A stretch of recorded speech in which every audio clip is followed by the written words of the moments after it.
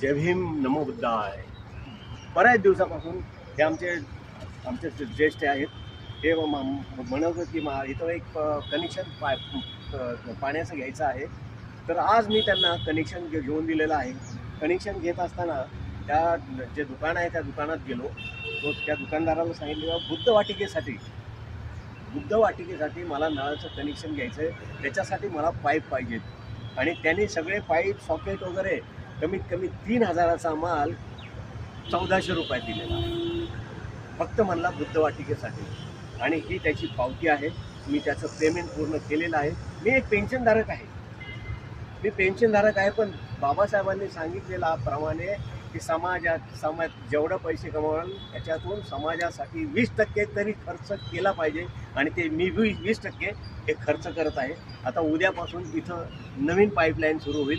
तुम्ही पण रिटायर झालेल्या लोकांनो, तुम्ही पण हे चांगलं धार्मिक काम करा, दान करा, तुमचं खूप चांगलं होईल. दान करा.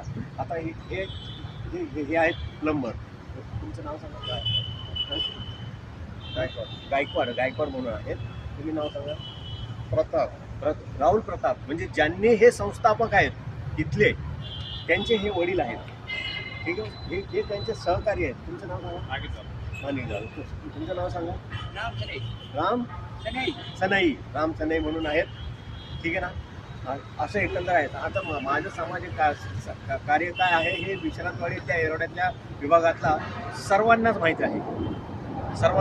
तरी मी स्वखर्चात हे सगळं करत आहे आणि करणार आहे. पुढेही करणार आहे. एवढंच मी बोलतो. आणि जय भीम करतो.